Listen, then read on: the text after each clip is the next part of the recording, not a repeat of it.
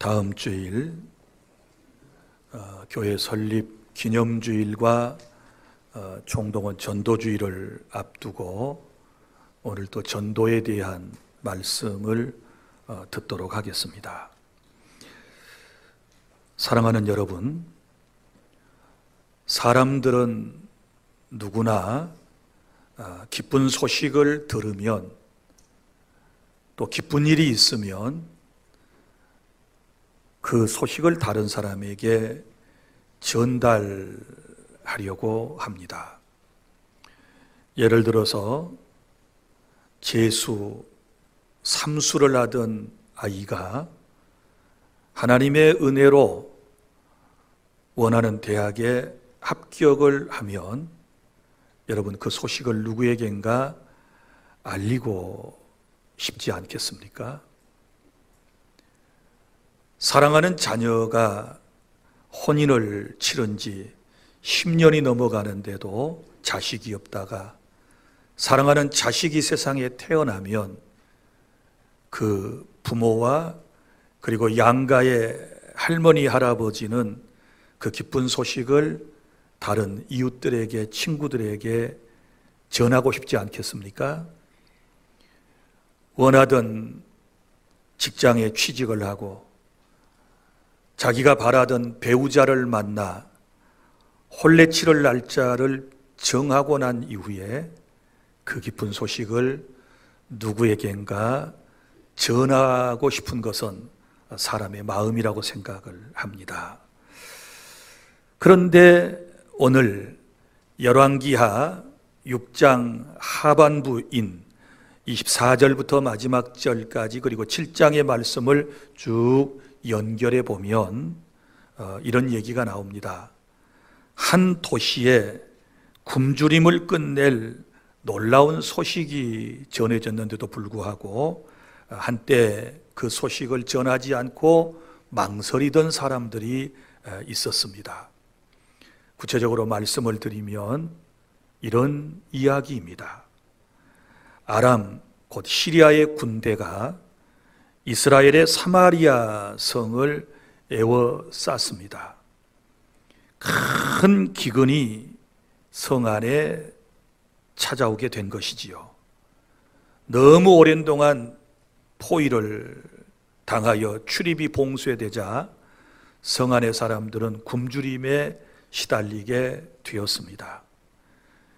성 안에는 먹을 것이 모두 떨어져서 유대인들이 율법에 따라 부정하다며 식용을 금지했던 나귀머리 하나가 오늘 6장 25절에 보면 얼마에 팔렸느냐? 은 80세겔에 팔렸다. 은 80세겔을 풀어서 말씀을 드리면 곧 1세겔은 노동자의 당시 4일 품삯이니 320일 품삯을 의미해요. 그러니까 보통 1년 동안 노동자들이 노동을 해야 벌 수 있는 금액을 말하는 것입니다. 나귀머리, 그 율법에 부정하다고 그래서 먹지도 않은 것인데 세상에 먹을 것이 없으니 나귀머리 하나에 노동자의 1년 품삯에 해당되는 돈으로 거래가 되었다. 그 뒤에 보면 비둘기 똥도 사고 팔아요. 비둘기 똥 4분의 1갑 그랬거든요. 여기 갑이라고 하는 것은 이제 1갑은 0.3리터를 말하는 것이에요.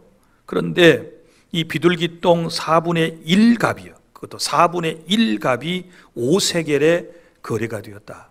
5세겔은 20일 품삯이니까 얼마나 비둘기 똥도 비싸게 거래가 되었는가 라고 하는 것을 알 수 있습니다. 그럼 비둘기 똥을 사람들이 어떻게 먹을 수 있을까요? 그것은 비둘기가 이 산 저 산 또 이 들판 저 들판에 다니면서 씨앗이라든지 나무의 열매를 그냥 먹게 돼요. 그러면 이게 체내에 들어가서 소화가 되지 않은 채 나오게 되는데 바로 그것을 먹기 위해서 비둘기 똥을 샀다라고 하는 것입니다. 심지어는 어느 날 두 어머니가 자식을 삶아 먹는 끔찍한 일까지 벌어졌습니다. 자, 한 어머니가 왕께 찾아와서 이렇게 호소를 했습니다. 우리가 드디어 내 아들을 삶아 먹었더니, 자, 이튿날에 이 여인이 자기 아들을 숨겼나이다, 이렇게 말하거든요. 이 얘기를 풀어서 얘기하면 이런 거예요. 먹을 것이 없으니까 부모가 어린 자식을 잡아 삶아 먹는 이런 일이 발생한 거예요. 그래서 두 엄마가 오늘은 내 아들, 내일은 네 아들 삶아 먹자 그랬는데, 그리고 먼저 한 아이를 잡아서 삶아 먹었어요. 그런데 그 다음 날 이제 차례가 된 그 엄마가 자기 아들을 숨겨버렸다는 거예요. 이 얘기를 억울하다고 왕에게 찾아와서 두 여인이 지금 얘기를 하는 겁니다. 한 여인이. 그때에 이 이야기를 들은 왕은 정말 너무너무 마음이 아팠습니다. 그리고 옷을 찢으며 통곡하는 그런 모습을 6장 하반절에서 볼 수 있거든요. 자, 모두가 다 절망하던 때에 그때 하나님께서 예언자 엘리사를 그들에게 보내셨습니다. 그리고 엘리사가 와서 예언을 하는 내용이 바로 오늘 7장 1절부터 시작되는 말씀인데요. 여기 보면 내일 이맘때에 식량값이 폭락하리라 라고 하는 예언, 약속을 하게 되는 것입니다. 지금은 성 안에서 말로 형용할 수 없는 물가 폭등이 일어났고, 심지어 먹어서도 안 될 것들을 지금 엄청난 금액에 사고 팔고 하는 이런 상황이 벌어진 이때에 선지자가 와서 내일 이맘때에요, 식량값이 폭락할 것이다. 그러니 사람들이 믿지 않았어요. 실제 믿지 않는 사람이 여기 2절, 3절에 보면 나오지 않습니까? 그런데 다음 날 실제로 이런 기적이 일어나게 된 줄로 믿으시기를 바랍니다. 그런데 이 사마리아 성 밖에는 4명의 나병 환자들이 있었어요. 우리가 상식적으로 나병에 대한 순화 용어는 한센인 이렇게 말하든지, 혹은 한센병에 걸린 사람 이렇게 표현을 해요. 보통 이제 한센인 이렇게 표현을 해야 옳겠지요. 자, 이 한센인 4명이 있었는데요. 오늘 말씀에 보면 이 사람들이 우리 여기 있어도 굶어 죽고 성 안에도 들어갈 수 없고, 그러니 차라리 아람의 군대에 우리가 항복을 하자. 그래서 뭐라도 얻어 먹어야 우리 살 수 있지 않겠느냐 하고 결단을 하고 이제 아람의 군대 진영에 갔더니 세상에 군인들이 한 명도 없는 거예요. 그래서 거기에 있는 것들을 실컷 음식을 먹고 은과 금과 옷과 귀중품을 여러 개를 이제 숨겨두고 있다가 이 사람들이 이제 생각을 한 것입니다. 자, 처음에는 망설였죠. 우리끼리만 계속 잘 먹고 잘 살면 좋겠다 이렇게 생각을 하다가 오늘 성경에 보면 오늘은 아름다운 소식, 곧 좋은 소식이 있는 날이거늘 우리가 침묵하고 있도다. 그러면서 이제 이 소식을 지금 성 안에 갇혀 있는 이스라엘 사람들에게 가서 전달을 해 주었고, 그리고 성 안에 갇혀서 죽기를 기다렸던 이스라엘 사람들이 성문을 열고 밖으로 나와서 아람 군인들이 버리고 놔두고 간 그 모든 것을 먹고 살게 되었다라고 하는 이야기가 오늘 본문의 내용입니다. 자, 그때 그 사람들이 이 좋은 소식을 침묵하면 우리에게 벌이 있을 거다라고 하는 이런 얘기를 오늘 9절에서 하는 것을 볼 수 있습니다. 사랑하는 여러분, 이스라엘의 역사 속 기근과 구원의 사건을 통해서 하나님께서 오늘 저와 여러분에게 주시는 복음 전도의 교훈을 살펴보고 우리도 결단하는 그런 시간을 가져야 될 줄 믿습니다. 자, 그럼 본문을 통해서 깨닫게 되는 바 세 가지를 여러분들에게 말씀을 드릴 터인데, 첫째는 복음을 모르는 사람들의 비참한 현실, 그들의 삶의 모습을 우리는 본문에서 볼 수 있습니다. 여러분 보세요. 엘리사 선지자의 예언이기 전까지 사마리아 성 안의 사람들은 절망적인 상황에 처해 있었다 그랬지요. 먹어서는 안 될 것을 정말 고가에 거래를 하고 심지어 사람들까지도 죽여서 잡아먹는 이런 안타까운 현실이었습니다. 여러분, 그만큼 기근의 고통이 극심했고 사람들은 살아남기 위해서 인간다움마저 잃어버리는 참으로 비극적인 현실을 그들이 맞고 있었다라고 하는 것을 이 본문에서 우리는 찾아볼 수 있거든요. 우리는 여기서 인간의 양면성을 보게 돼요. 사람 그러면 인정도 많고 사랑도 넘치는 것 같아요. 실제 일어나지도 않는, 그리고 현실도 아닌 연속극을 보면서 눈물을 뚝뚝 흘리고 있는 모습을 보면 얼마나 정이 많은지 참 사람 같아요. 자기 일도 아니고 연속극 보면서 눈물을 뚝뚝 흘리고 마치 자기 일처럼 막 마음 아파하고 울분을 토하고 이런 걸 보면 정말 정이 많은 게 인간이거든요. 그렇지 않습니까? 그런데 또 마음 한켠에는 정말 이상한 마음이 또 있어요. 이렇게 사람을 잡아먹어, 사람을. 그것도 누구를 잡아먹어요? 자식을 잡아먹어요, 자식을.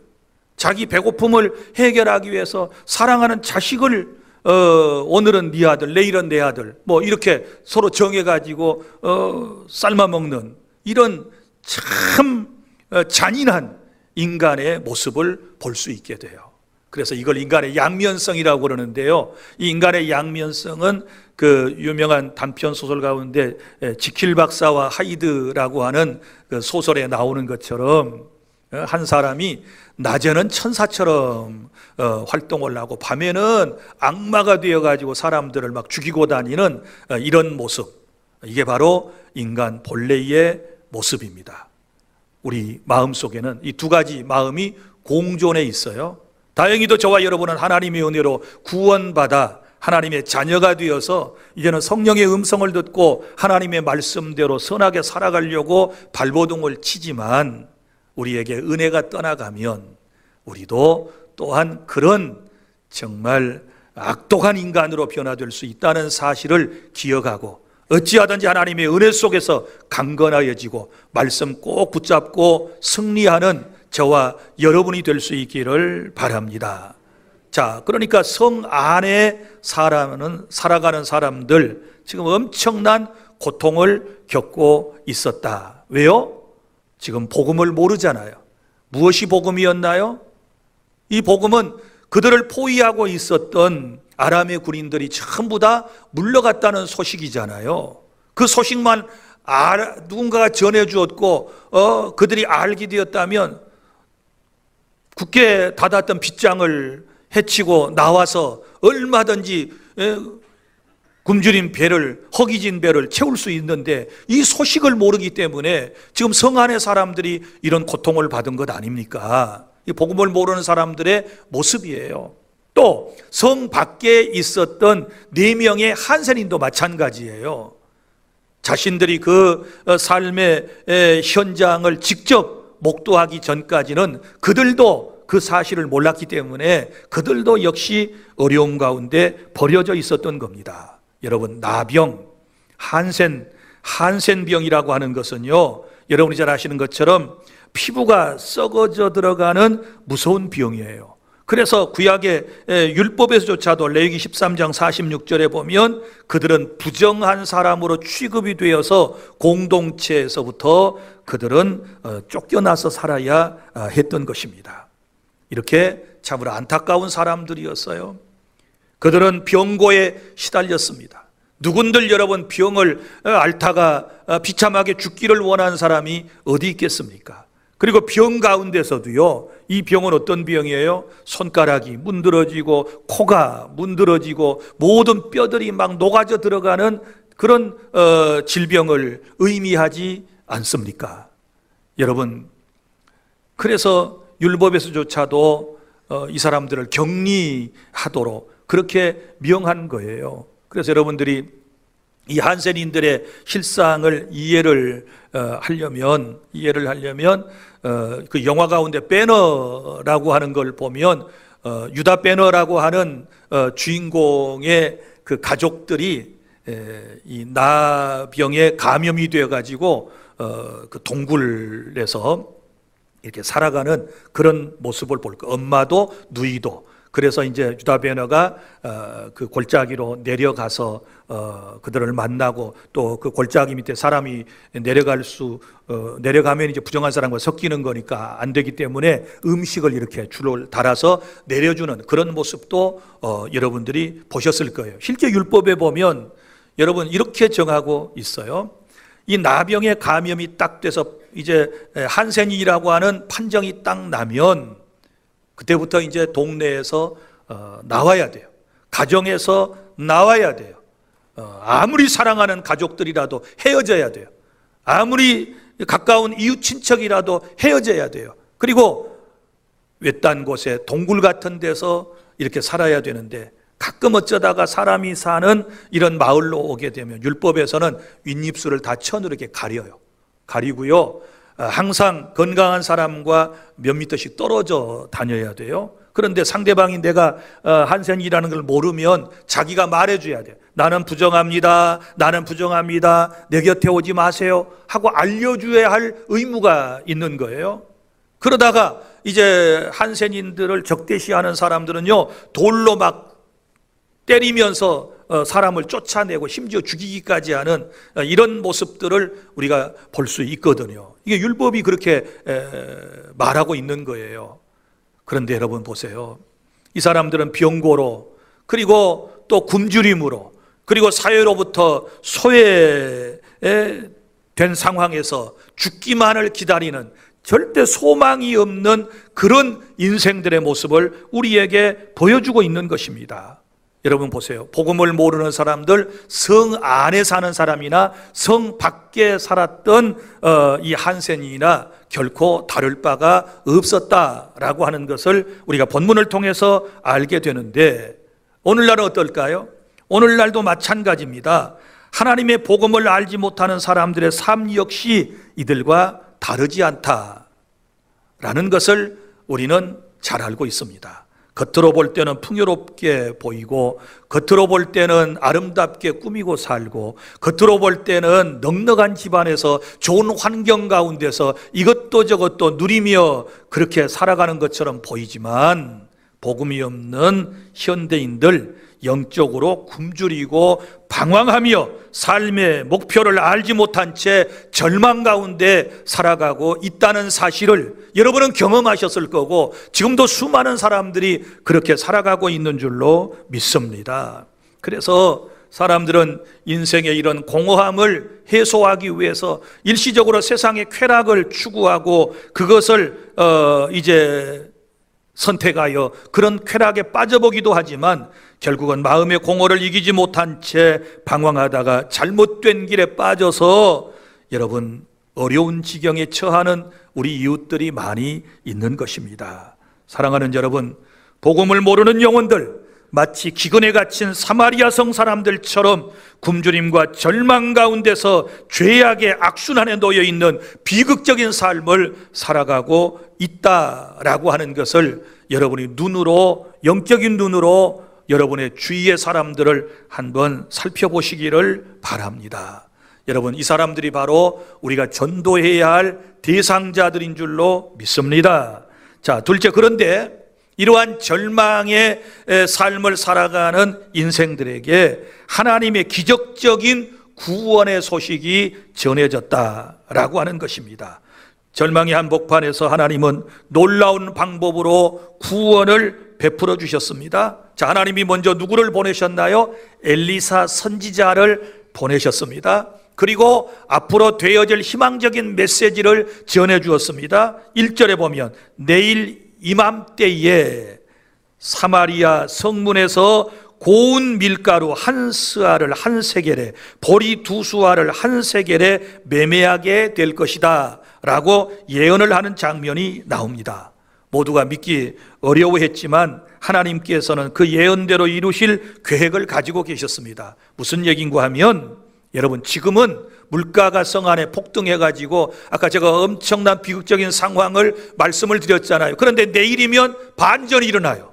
언제요? 하룻밤만 지나고 나면은 물가는 폭락하는데, 여기 보면 밀가루 한 스아는 7리터를 말하는 거예요. 그런데 한 스아가 한 세겔의 거래가 되고, 보리 두 스아 14리터가 한 세겔에 매매되게 될 것이다.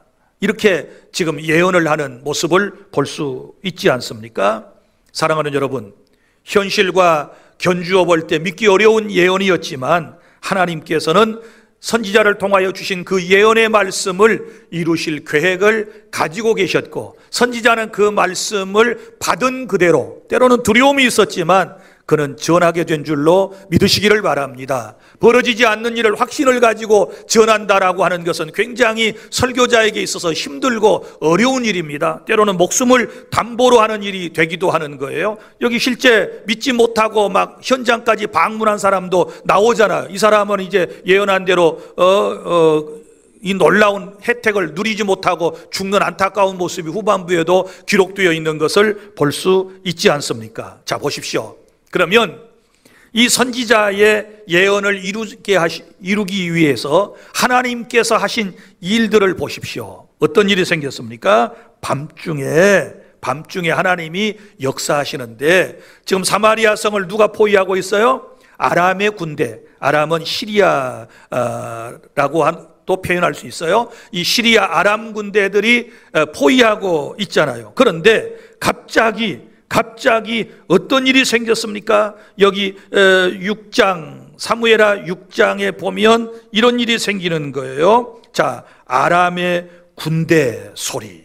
자, 아람이 이제 군대 소리를 듣고, 병거 소리를 듣고, 말소리를 듣고, 거대한 군대가 몰려오는 소리를 그들에게 들리게 하셨어요. 그러니까 잠을 자고 있는데, 지금 보초를 서고 있는데 갑자기 막 사방돼서 군사들이 막 몰려오는 함성 소리에다가 말발굽 소리에다가 병거 소리가 막 들려오는 거예요. 그러니까 이 사람들이 깜짝 놀란 거예요. 아, 이스라엘 사람들이 다른 연합군들을 초청을 해가지고 불러가지고 지금 이 밤에 우리를 공격해 오는구나, 이렇게 생각을 하고 이 사람들이 혼비백산해가지고요, 장막도 그대로 두고 모든 무기도 그대로 두고 먹을 것도 그대로 두고 그동안 빼앗아 놓았던 은금과 옷까지도 그대로 두고 혼비백산해서 모두가 다 도망가 버리게 된 줄로 믿습니다. 자, 보세요. 상상하지도 못했던 일을 우리 하나님께서 행하시고 성 안의 사람을 구원해 내시는 놀라운 역사적 현실을 우리는 지금 듣고 있습니다. 사랑하는 성도 여러분, 이게 하나님의 놀라운 은혜이고 하나님의 능력이라고 하는 사실을 믿으시기를 바랍니다. 아무도 상상하지 못할 방법으로 하나님께서 갑자기 원수들을 물리치시고 풍성한 양식을 성 밖에 사는 한센인들에게, 그리고 성 안에서 굶주려가고 있던 이스라엘 사람들에게 하나님께서 예비해 주신 줄로 믿으시기를 바랍니다. 한순간 전까지만 해도 굶어 죽을지 모르는 절망적인 상황에 있는 이 사람들이 이제는 배불리 먹고도 남을 놀라운 구원을 하나님의 은혜로 받게 된 줄로 믿으시기를 바랍니다. 사랑하는 성도 여러분, 이는 마치 예수 그리스도 안에서 우리가 받은 구원과도 같은 것입니다. 인류는 죄와 죽음의 권세에 사로잡혀 희망 없이 절망 가운데서 살아가고 있었습니다. 성 안의 사마리아 사람처럼, 성 밖의 한센인처럼 우리는 그렇게 살아가고 있었습니다. 그런데 우리 하나님께서 오래전부터 선지자를 보내셨습니다. 그리고 그 선지자를 통하여 희망적인 예언, 메시지를 우리에게 들려주시기를 시작했습니다. 때가 되면 내가 메시아 구세주를, 구원자를 너희에게 보내서 너희들을 저 죄와 절망 가운데서, 사망 가운데서 구원해 내 주실 것이다. 이렇게 예언해 주셨거든요. 믿습니까? 그리고 이 예언에 따라 때가 되어서 하나님은 독생자 예수 그리스도를 이 땅에 보내주셨고, 예수님께서 사람의 몸을 입고 이 세상에 오셔서 십자가에서 우리의 죄값을 대신하여 치러주시고 사망 권세를 이기시고 사흘 만에 다시 살아나심으로써 우리에게 영원한 생명을 주시고, 예수 그리스도의 십자가 부활, 이 놀라운 은총을 통하여 사망과 사탄의 권세를 다 이겨버려 주신 줄로 믿으시기를 바랍니다. 할렐루야. 사랑하는 여러분, 우리가 행한 선이나 노력이 아니라 전적인 하나님의 능력과 은혜로 저와 여러분에게, 인류에게 구원의 길이 열린 줄로 믿으시기를 바랍니다. 이제 누구든지 예수님께 나오기만 하면 죄사함과 영생의 양식을 거저받게 되는 것입니다. 그래서 예수님께서 말씀하셨습니다. 나는 하늘에서 내려온 생명의 산 떡이니 나를 먹는 자는 결코 줄이지 아니할 것이다. 믿습니까? 우리 주님은 생명의 산 떡으로 우리에게 오셨습니다. 사람이 떡을 먹어야 육체가 살 수 있듯이 우리는 생명의 산 떡이신 예수 그리스도를 믿음으로 영원한 생명을 얻고 구원의 은총을 받게 될 줄로 믿으시기를 바랍니다. 사마리아 성에 임한 놀라운 구원의 소식처럼 복음은 죄와 절망 가운데 있던 사람을, 그 인생을 한순간에 바꿀 수 있는 기쁜 소식이 된다는 것을 믿으시기를 바랍니다. 하나님의 기적적인 구원의 소식을 우리가 이미 받았고, 그 소식을 통하여 우리가 지금 은혜로 구원받은 이후에 여기서 지금 예배하고 있음에 대하여 또 감사하실 수 있기를 바랍니다. 셋째, 이제 우리는 이 좋은 소식을 전해야 할 책임이 우리에게 있습니다. 믿습니까? 이 좋은 소식, 이 아름다운 소식을 전해야 할 책임이 우리 모두에게 있다. 아람의 군대가 깊이 도망가 버린 사실을 가장 먼저 알게 된 사람들은 누구였을까요?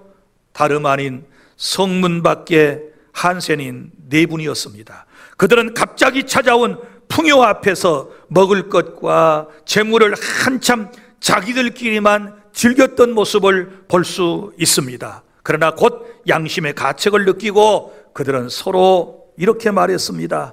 우리가 이렇게 해서는 아니 되겠도다. 오늘은 아름다운 소식이 있는 날이거늘 우리가 침묵하고 있도다. 만일 밝은 아침까지 기다리면 벌이 우리에게 미칠지니 이제는 왕궁에 가서 알리자 하고, 이들은 더 늦기 전에 우리가 빨리 밤중에라도 성으로 뛰어들어가서 이 기쁜 소식을 알려주자. 그래서 이 소식을 밤에 가서 알렸던 것이고, 그리고 그 성 안에 사는 사람들이 그 소식을 듣고 문을 열고 나와서 모두가 살게 된 줄로 믿으시기를 바랍니다. 할렐루야. 여러분 보세요.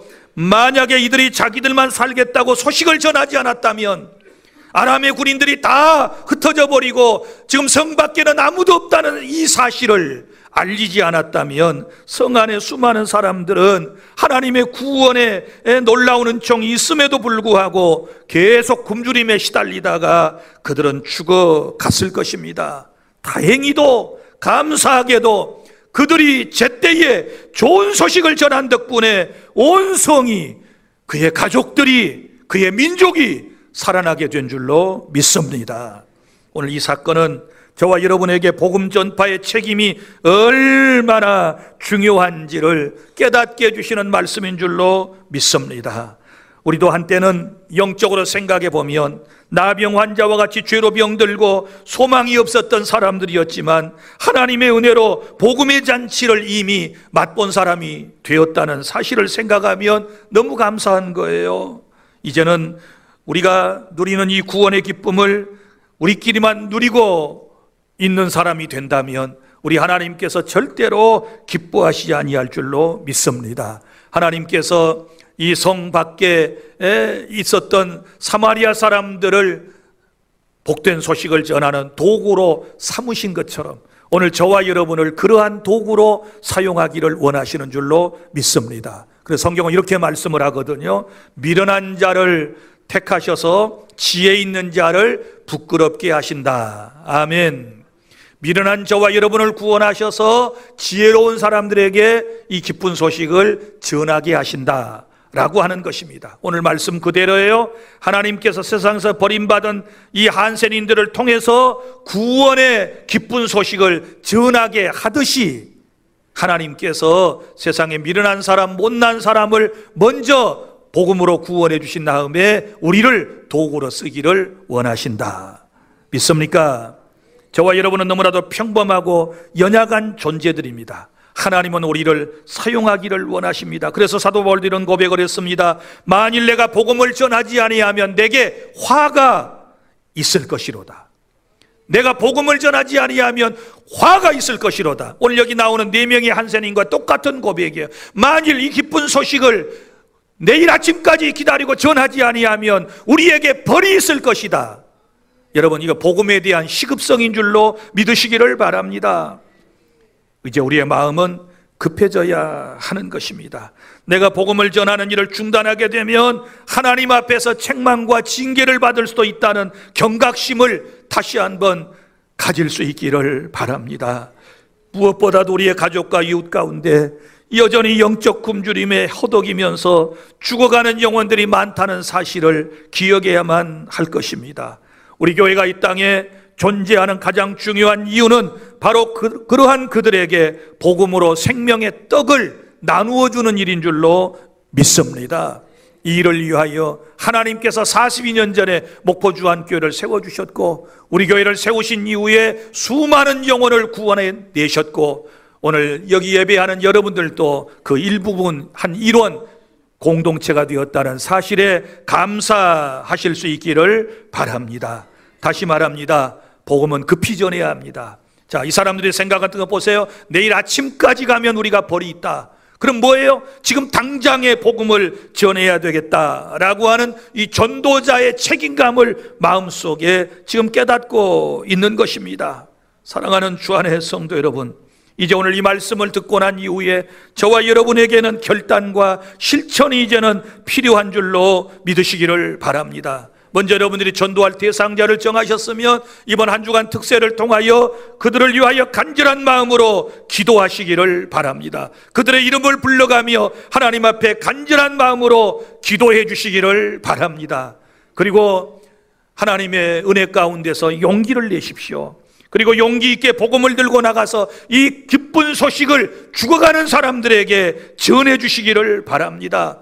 위로가 필요한 사람들에게는 위로의 말을 전해 주시기를 바랍니다. 힘들어하는 사람들에게는 용기의 말을 전해 주시기를 바랍니다. 다 성 안에서 죽어가는 사람들에게 이제 저 원수들은 다 물러갔다라고 하는 이 소식을 전했던 것처럼 이제 죄와 허물과 그리고 저 사망에게 붙잡혀서 죽어가고 있는 우리 형제자매들에게 예수 그리스도의 자유의 복음, 이 기쁜 소식을 전해 주시기를 바랍니다. 그리고 다음 주에는 누군가를 여러분이 초대해 주시고 그분들과 함께 이 예배의 자리에서 영광스러운 예배로 하나님께 영광 돌려 주실 수 있기를 바랍니다. 사랑하는 여러분, 전도는 거창한 일이 아닙니다. 사랑으로 좋은 소식을 전하고 나누는 것을 의미하는 것입니다. 때로는 우리의 작은 초청과 한마디의 간증이 굶주린 영혼에게 생명의 빛을 비추는 통로가 될 줄로 믿습니다. 말하기 힘들지요? 어렵지요? 그러나 내가 말해야 누군가가 삽니다. 믿습니까? 내가 말하지 아니하면, 내가 전해주지 아니하면 성 안의 사람 죽습니다. 내가 말해주지 아니하면 우리 가족 죽습니다. 내가 말해주지 아니하면 여러분 인류는 모두 죽습니다.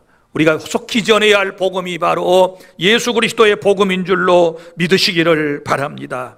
6월 15일 전도주일에 하나님께서 우리의 각자에게 주신 복음 전도의 사명을 다시 마음에 새기고 순종으로 옮겨주시기를 바랍니다. 사마리아 성의 한센인들처럼 우리만 누려서는 안 되겠구나, 나만 누려서는 안 되겠구나 하는 이런 마음을 가지고 받은 바 구원의 은혜를 세상에 전하는 저와 여러분이 될 수 있기를 바랍니다. 사랑하는 성도 여러분, 좋은 소식을 전하는 일에 침묵하지 않는 우리 모두가 되기를 다시 한번 여러분에게 부탁을 드립니다. 하나님께서 우리 전도의 발걸음을 인도하시고 능력의 주님께서 우리와 늘 동행하시고 우리가 해야 할 말을 우리의 입에 담아주시고 우리가 떠듬떠듬 그리고 잘 표현하지 못하는 복음이라 할지라도 성령이 역사하셔서 상대방의 마음을 움직여주시고 그 사람을 주님께로 인도해 주시는 은혜가 있게 될 줄로 믿습니다. 복음성가 가운데 이런 찬송이 있습니다. 죄악된 세상을 방황하다가 천국과 지옥도 나는 몰랐네. 고집대로 영죽을 험한 세상이 왜 그리 더러운지 이제야 아네. 예수를 만나고 난 다음에 고백하는 것입니다. 예수님을 만나고 난 다음에 이런 고백을 합니다. 이제 내가 주님을 만났으니 이 기쁜 소식을 불 속에라도 들어가서 세상에 널리 전하겠습니다. 이 기쁜 소식, 이 사랑을 널리 전하겠습니다 라고 하는 찬양입니다. 함께 부르겠습니다.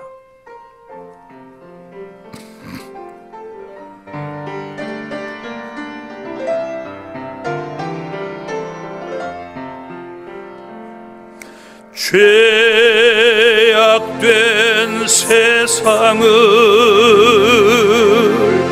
방황하다가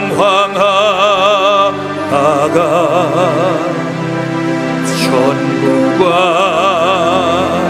지옥도 나는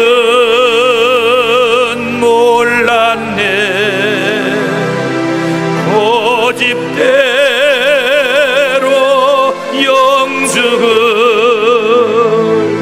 험한 세상이 왜 그리 더러운지 이제야 아네. 불 속에라도 들어가서 불 속에라도 들어가서 세상에 널리 전하리. 주의 사